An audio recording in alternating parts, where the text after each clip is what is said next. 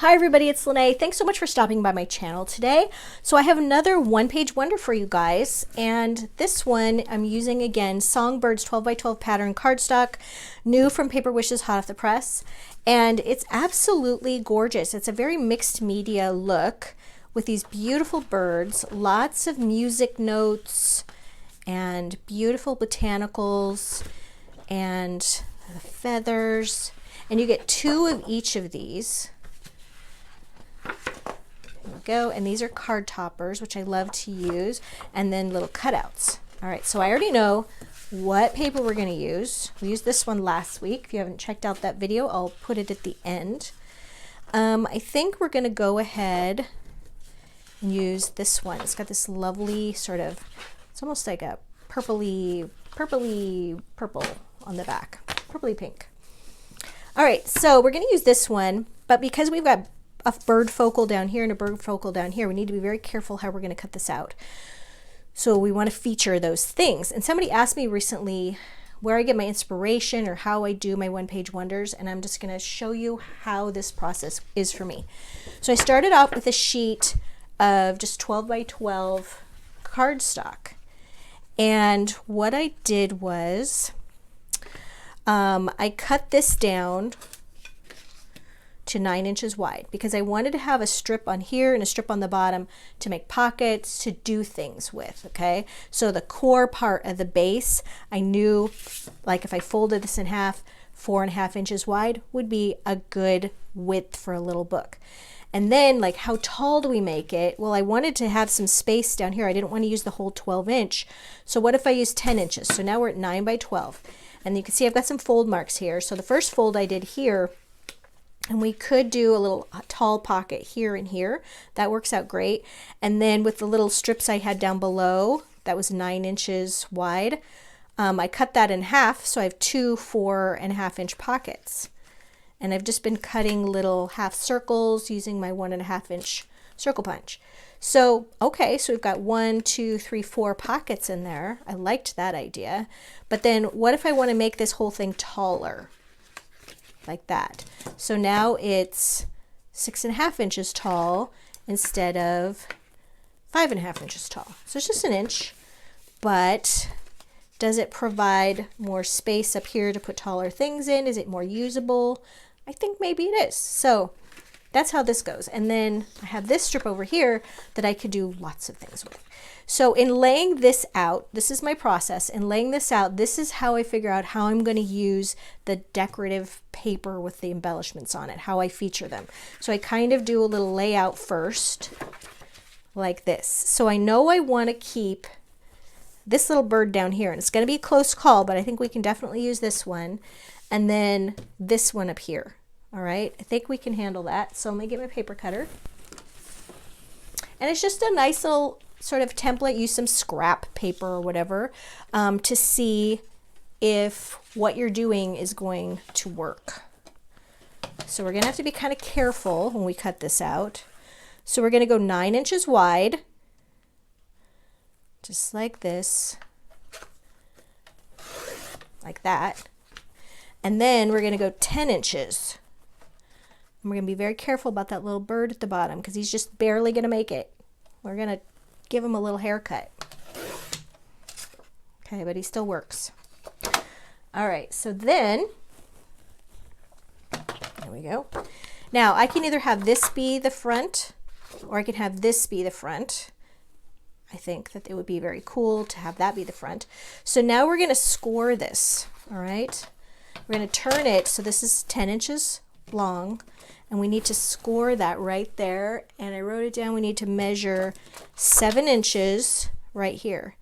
Now, I don't want to go across the room and grab my scoreboard, so I'm going to use this. Okay, and if you don't have the little attachment to make your paper cutter into a score, which I do, but it's in my drawer, you can use your bone folder and just stay within that little ditch, that little cutting line right there. There we've got our score right there. And then we're just going to fold this in half. Just make sure everything lines up. And yes, I could have scored it again, but we're just gonna risk it. All right, so there we go. That's our base, okay? We're gonna move this out of the way. And then I'm gonna go ahead and mark the center. So this is it's just under 4.5. Grab my pencil. Okay, so 4 right there. And we're gonna make our notches. Okay. Just take our little half notch right there, and the other one right there. Sometimes I make my little notches so light that I can't even see them. All right, there we go. And then when we just put a little glue on either sides, we'll have some nice pockets. So now we need to go ahead and make the other little pockets, which could be made out of, just flip that over. Or we want to see our little bird there? Well, let's think about it. So we're going to cut this one into 4.5 inches to accommodate both of those little pockets. I really like featuring the bird. He's very cute. We went to a lot of trouble to save him, but then we have this beautiful pink that is really beautiful. And also, if I put a notch in here, we're going to end up clipping him anyway. I think we're going to have to just sacrifice the little bird after all that. It's okay. We still have one on the front. All right, so this one, here's another way to just notch something. I like to just take it, fold it in half, put a little pinch right there, and then put the center of that little almost fold. Yeah, we're going to chop his head off. Poor little thing. All right, that's going to go right there. Now the other thing is when we glue these in, there's going to be kind of a lot going on right here. We want to give it a little space to fold. So I'm just going to align these. And then we're just going to trim just a tiniest little bit off, kind of like in a half V. And I'll explain what I mean by that. Okay, see it's kind of going like that a little bit. All right. Get rid of my little pieces of paper. So I like where we're going so far. Now we do have this bird for the front. And he could be very cute. You could cut that off, mat that, and he would make a really nice focal, and then I would still have a little bit of paper to do something else on the inside. So I'm going to do some inking, and I'll come right back. All right, got my little inking done. I just like to use like a medium brown ink around all of the edges. Don't forget the little notches. Don't forget your pockets. So let's start gluing some things down. So we're just going to stay as close to this edge as we can. I'm going to put a couple of dots right here just to keep that tacked down. And here. I'm like using Cosmic Shimmer Specialist acrylic glue. When you're using wet glue, make sure you're allowing for that spread of that glue so that you still have enough room in your pockets. That happens to me occasionally. I'm like, oh no, it's spread out a little too much, and then you lose a little bit of your pocket width. All right, so now we've got this one. I'm trying to remember which side I cut the little V notch from. I think it was this one. Yes. Okay, we're just doing a little glue. I often get asked, you know, you're not using very much glue. Is that a problem? And first of all, this is really good glue. It's made for paper, and it kind of absorbs into those fibers, so I find that a small amount is better. Also, if you're using too much glue, things just slip around and slide around and it just becomes a little bit of a mess. So no, I've never had a problem with things falling off and people getting them in the mail and having a problem. You do want to make sure that your outside edges are sufficiently glued, because that's the thing that gets the most turning, the most use. All right, so pockets done. Okay, So for the inside, I took a couple of these little cutouts. These are what we call card toppers, but you can use them for journaling or whatnot. I think they're really pretty. We can put them in just like this. And then we've got a couple of little cutouts here. It's your special day here. And then what to put in here. All right, so I've taken some coffee dyed paper. It's 8.5 by 11, just printer paper, and done a coffee dyeing process. And if you haven't seen that video, it's on my channel. It's like 4 minutes long. I'm going to attach that link to the end of this video, and I'll also put it in the description box below the video, just in case I forget to attach it at the end. And I've cut that into a little stack of paper. So I cut this to 6 inches, I should go this way, 6 inches tall. Each one of these little sheets is 6 inches tall. And then I wanted them to fit in the pocket, so I did 3.5 inches. So 3.5, 3.5, 3.5, all the way across. You're gonna have very little waste, and then get this nice little stack of papers that smell absolutely delicious. So we're gonna use that as a little notepad. We're gonna stick that inside. But before we do, let's address this little strip of paper that we still have left. This is 3 inches wide. And I think we're going to put this right on the front here, but I did ink the edges on 3 sides. But then I want to do a little tear. Just a little tear like that. Ink a little bit more. Oh, wouldn't you know, I forgot to grab my paper. Here we go. All right, so I've got just sort of a scrap here of craft cardstock. It's very lightweight. We could mat it with that. I think I want to mat it with something that's a little darker. Hold on.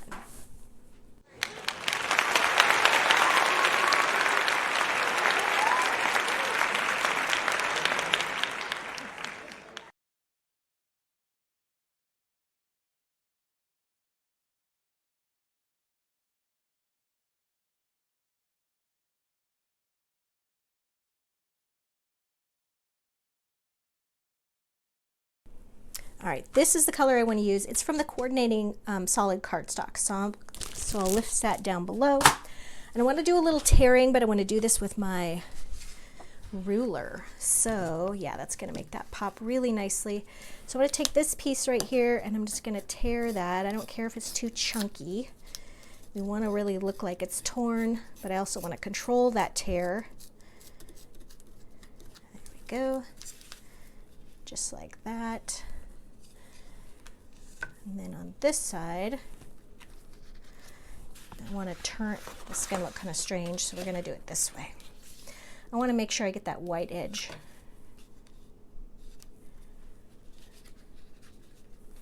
So if you tear it one way, you're going to get the white edge, and if you tear it the other way, and I'm trying to get the right direction, you're going to get the edge from the pattern, like it'll be, I mean rather the color. See, so I want to get the white tear. There we go. Let's go this way. See, if I tear it this way, let me demonstrate. I'm getting this kind of a tear where it's just the color of the paper. So I need to tear it, because I'm right-handed, I want to tear it this way.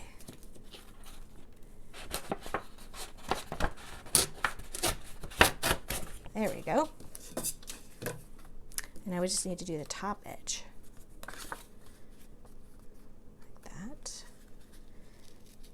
I think we're just going to do this like this.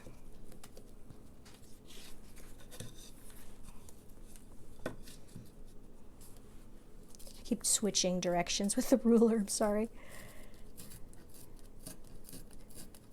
There we go. There are prettier ways to do that, that's for sure. All right. Don't need that anymore. So we've got these nice chunky tears. I'm just going to clean them up a little bit.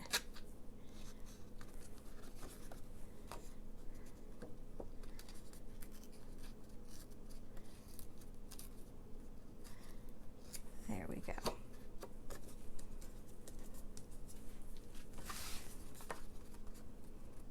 All right, and we're going to just give a little color to those tears. And now I think it looks really well with that torn paper with what's going on in the background here. Yes, I do like that, except this is really bugging me.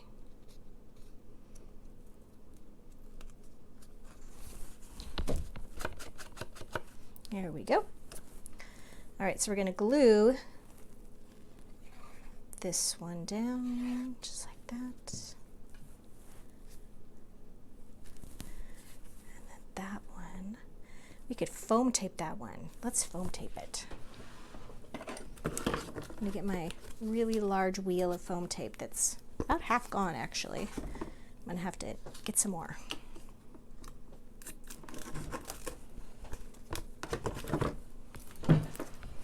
Let me know in the comments if you guys like the detailed process videos.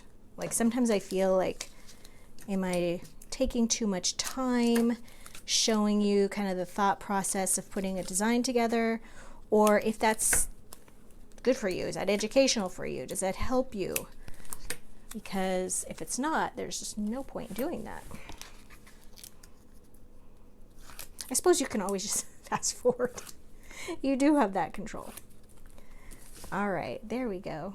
Like a little bit of a lift there. And then I'm going to grab our little flowers to put on there at the end, but let's take care of this book part first, because I wanted to deal with the paper that I had left.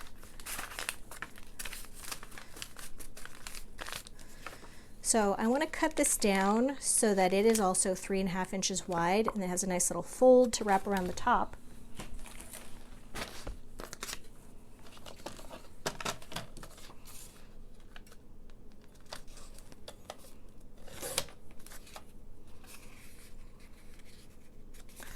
Let's make that 3.5 by 2.5. 3.5 by 2.5. And then we can either use this side or this side. And I think it's because it's going to go in the book like that. We're going to use this mixed media size.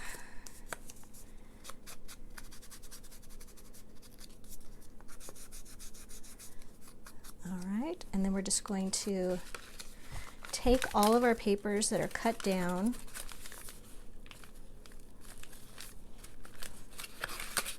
put those right there. We're going to use one staple because we want these to tear out really easily.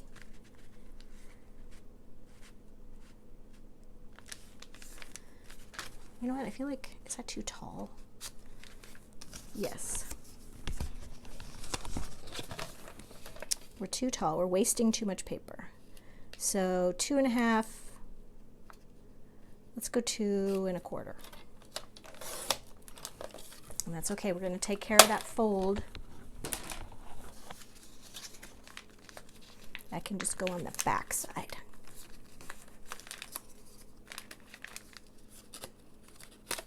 Whoops. All right, there we go.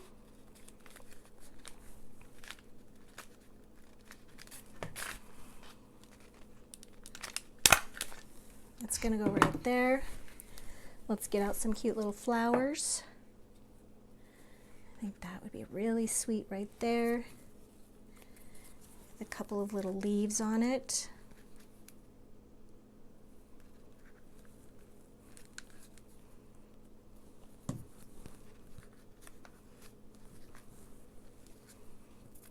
And then we're going to use some flowers on the front as well.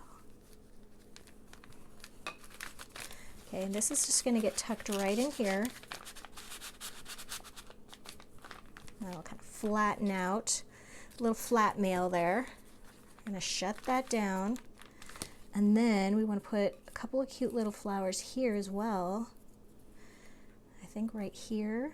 I've got some that are a little lavendery. And then we're going to put a little bit of ribbon around this for a closure.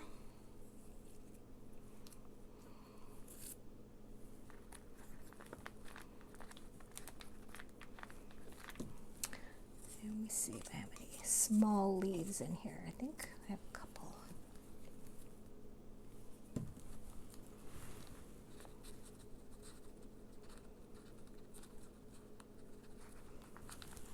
go. Any more small leaves? I think we just have the big ones.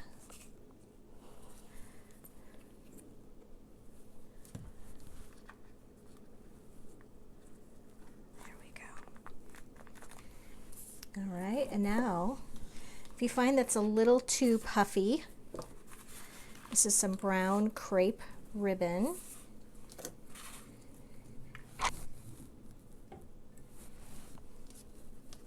And I think just the presentation of this and just tying this up so it's really pretty would make a really nice gift.